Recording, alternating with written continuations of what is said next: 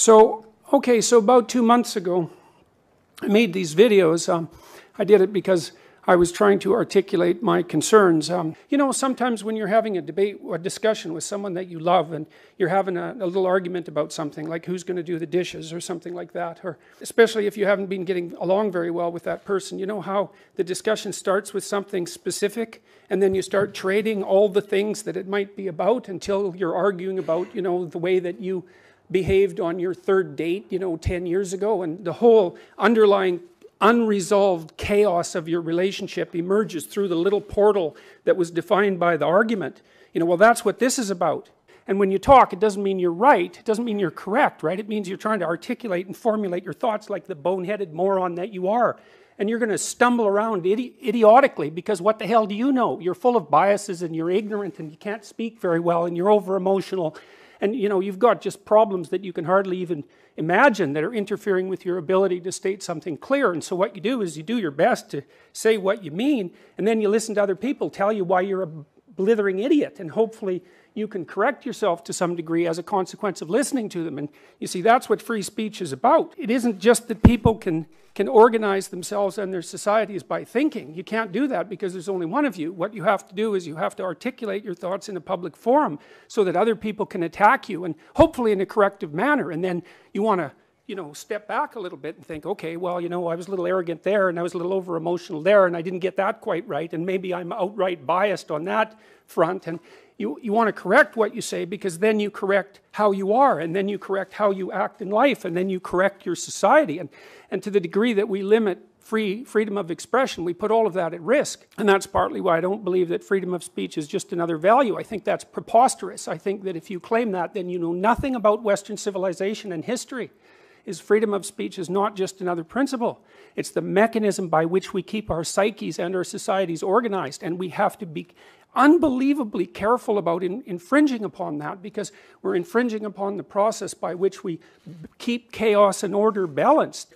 The proper citizen is the person who embodies truth in speech and attempts to act it out, and that also includes listening, because listening is part of communicative intent. And I think at the moment that we're embroiled in a war on every single one of those dimensions, and several others that I haven't had time to list. And the evidence that we're in that sort of war is precisely the fact that this has attracted so much attention. I mean, I just sat in my bloody office at home and threw up a couple of amateurish videos, more or less attempting to articulate my feelings about a couple of policies, and it's like all hell broke loose. And why? Well, because that hell is right underneath the surface. So I'm going to read you something that a graduate student sent me from the University of Toronto the other day, and I can also tell you that I've received hundreds of letters like this. Today, I had a tutorial at the University of Toronto where I talked about Jordan Peterson and issues of personal identity, legally sanctioned identity categories, etc. I brought up a video of a tall white man in his 30s who asked students at a university how they'd react if he told them he identified as a woman, as black, as short, and as 5 years old. Spoiler alert. Students in the video resist some of the later categories a bit, but are mostly accepting. Still, students were not engaging in discussion. I asked them why. One said it was because she was worried to share her opinion for fear of being singled out or saying something offensive. I asked who else was not speaking for that reason. The whole class put their hands up. No participation. Why? They weren't uninterested.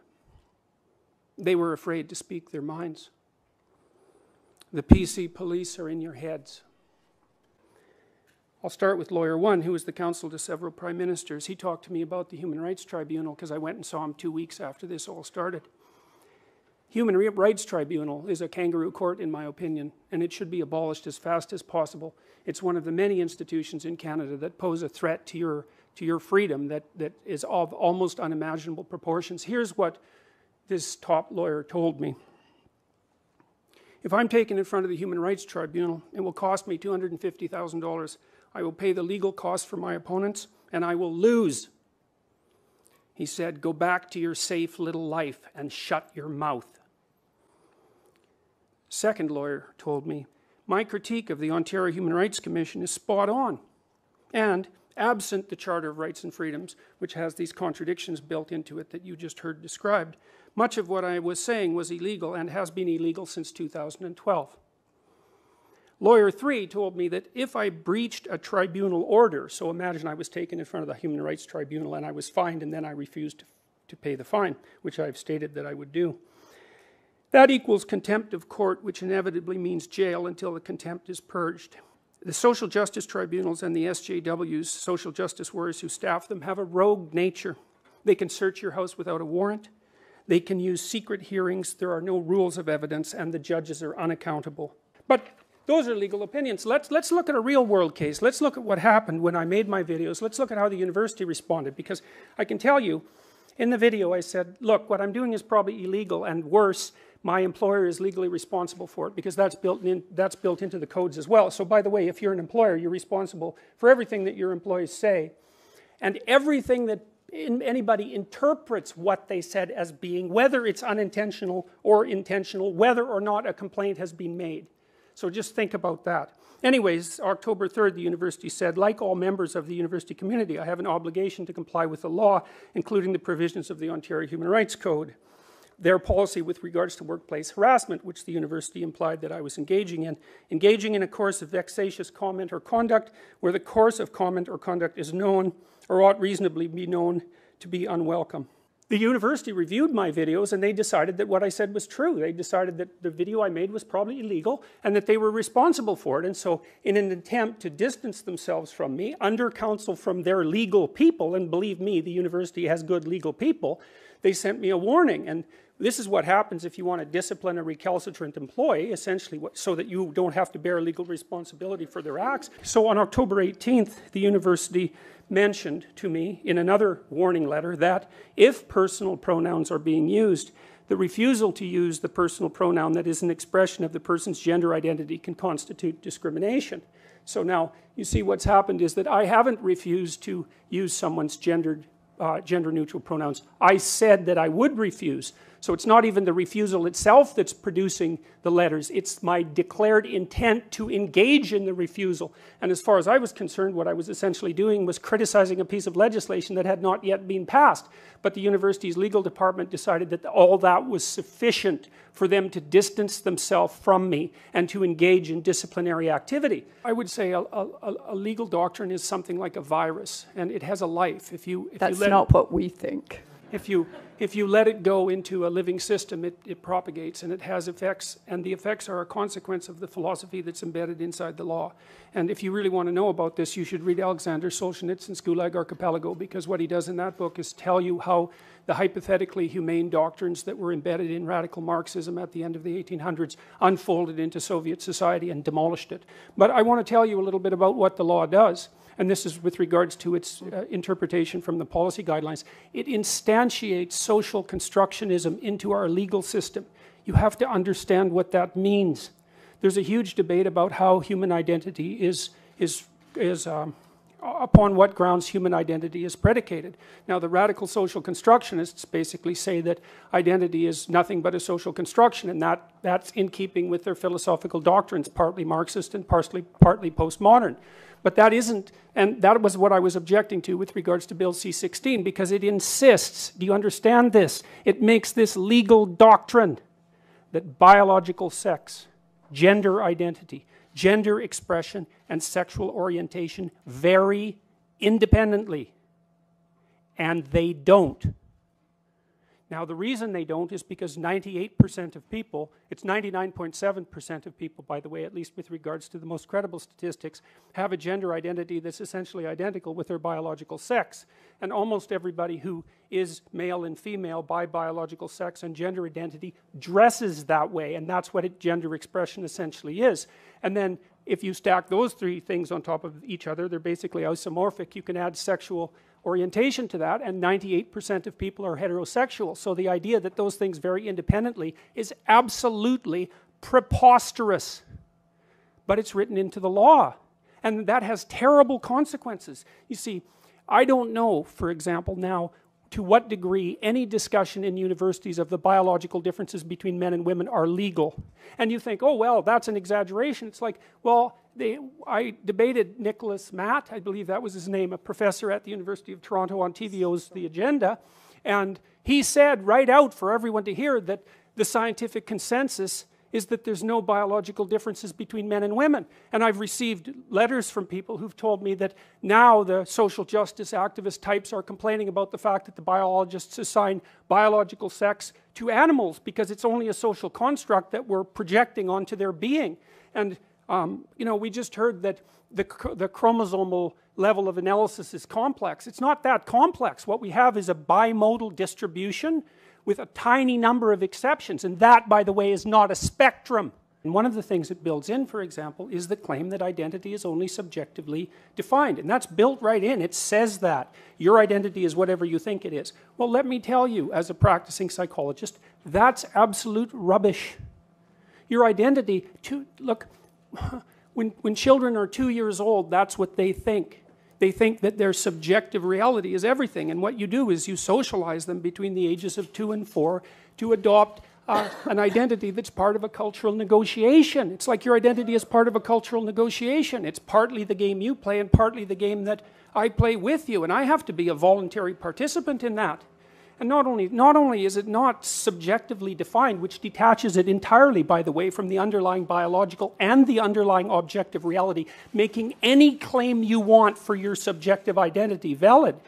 The other thing it does, it completely obliviates the idea that identity is actually a pragmatic entity, for God's sake. It's like if you're a lawyer or a father or a mother, like an identity that has some solidity to it. Your identity is also a vehicle within which you travel through life, right? It's a set of tools, a set of pragmatic tools that you use to interact with the social and the natural world. It's not only your subjective whim. The idea of gender identity, which is only defined subjectively in the relevant law, has been studied intensively by personality psychologists such as myself. In fact, my lab has done some of the, I wouldn't say the most fundamental research on it, but you know, we're in the ballpark. Here's a little story. Okay, so the differences between personality between men and women are basically what constitutes gender identity insofar as it's not merely subjective. And one of the things that's happened is that as the Scandinavian countries have equalized their political and sociological landscape, the differences in identity between men and women have got larger, not smaller. Do you understand that? That's a refutation of the social constructionist claim. So what happens is that if you flatten out the landscape so that there are very few socioeconomic differences, say, or sociological differences in the treatment between men and women, what happens is the biological difference maximizes. It maximizes. Do you understand? That means men and women get more different, not more the same. And the thing about women in the audience, bloody hell, you should think about this, because don't you want to pursue the things that you're interested in? And if you pursue the things that you're interested in, because you're interested in different things than men, I'm telling you, and if you look at the interest variation, this has been established technically, if you look at the interest variation, there's almost no overlap between men and women if you sum up the differences in interest and temperament. Okay?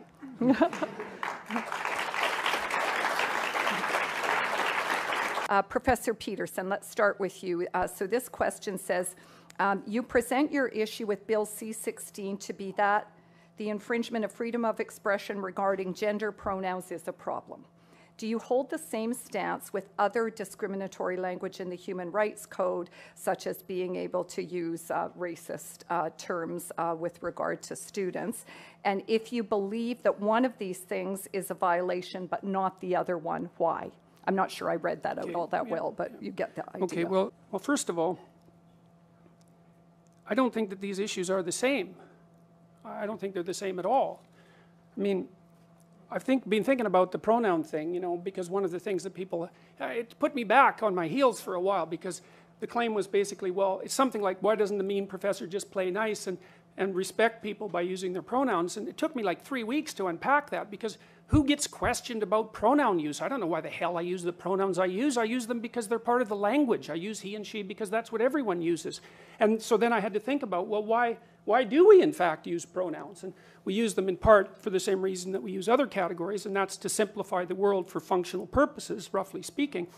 But then I was thinking, well, is the use of he and she a mark of respect? And the answer to that is, well, no, it's not a mark of respect. It can't be a mark of respect. What you call 4 billion people can't be a mark of respect, right? It's a mark of basic categorization. And so then the claim comes up, well, if someone wants you to use a particular pronoun, then you're disrespecting them if you don't. It's like, okay, let's think that through a bit. Well, that assumes that when I'm using he or she for people in normal parlance, that I'm actually indicating my respect for them. And that's not true. It's like if I don't know you, I classify you generically, and basically I classify you in terms of how you present yourself publicly. I suppose that's your gender expression. And then I nail you with whatever pronoun seems to fit. It has nothing to do with respect. And besides that, you bloody well don't get to demand my respect. Why should you? I mean, it's not like I respect everyone. That's a foolish thing to do. You respect people who are respectable. You make value distinctions between people, and that doesn't mean you illegally discriminate against them. Those aren't the same thing. But I'm all for value judgments. So don't tell me that I'm not respecting people when I don't use their gendered pronouns. And the other thing is, I don't buy this whole idea that the people who are putting this legislation forward are valid representatives of the trans community. That's what they say they are. We have mechanisms for deciding whether someone's a valid representative of a community, and that generally involves democratic voting. I've received at least 20 letters from transsexual people who are on my side, and by the way, 0 from others, believe it or not, who are perfectly happy with the idea of gendered pronouns. It's just they want to be the other one. Now, you can have a discussion about that, and there's lots of things to be said about it, but the idea that this community that's coming out and demanding these rights is somehow representative of this homogenous oppressed minority, I think is rubbish. Is Professor Peterson, as a clinical psychologist, refusing to acknowledge how damaging it could potentially be to an individual to disregard their identity? It's a very difficult question to even engage with because I don't understand it. It makes things so simple that you can't discuss them properly. All I do in my clinical practice, and I have about 20,000 hours of experience in my clinical practice, and I've dealt with all sorts of people, far more variation in people than the typical person ever encounters, and I think I've done it at least reasonably competently.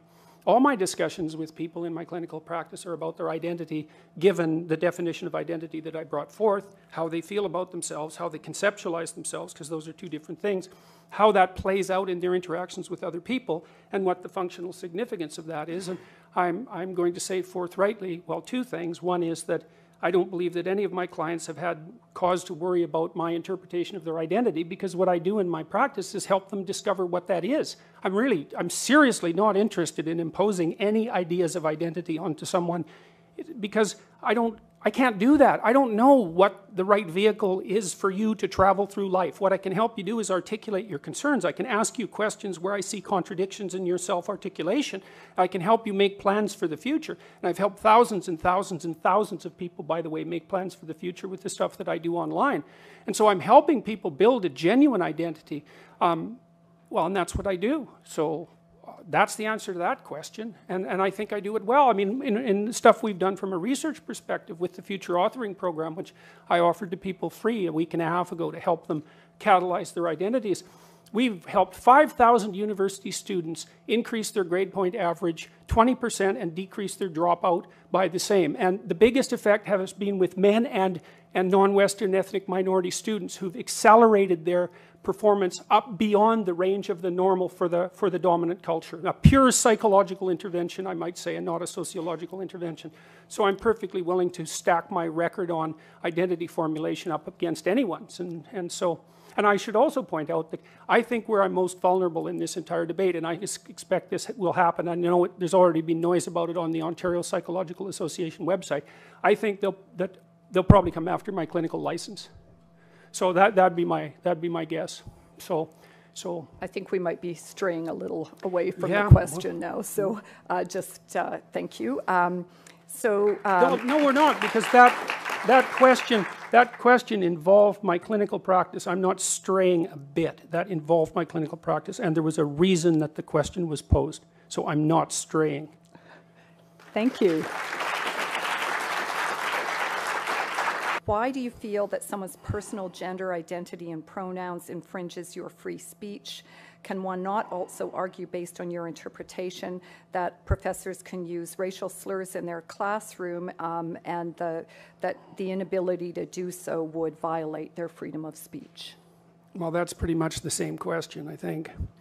I think that we're crossing a dangerous line, and the line is the requirement that's being put upon people by government agencies with the full force of the law behind them to decide what language categories you're going to use. When I opened this debate, this forum, I tried to explain what this is about, and I couldn't explain everything that it's about because it's about too many things. But one of the things it's about is ideology and the distinction between the left and the right. And let's say, now, I truly believe that these made-up pronouns, of which there are many, dozens, in fact, and there's no consensus on them. I was just going to ask if you could go back to the point about the analogy between the racial slur and the I don't think there's any analogy at all. But that's I think what the difference people want to between, hear you I'm on. talking about compelled speech. There's a difference between saying that there's something you can't say and saying that there are things that you have to say. And I regard these made-up pronouns, all of them, as the neologisms of radical PC authoritarians. Do you understand that? And I'm not a fan of that sort of person. And the reason I'm not a fan of that sort of person is because I've done my homework. I've read everything I can get my hands on in the development of authoritarian political systems, and I know the literature inside out and backwards. And I am not going to be a mouthpiece for language that I detest. And that's that.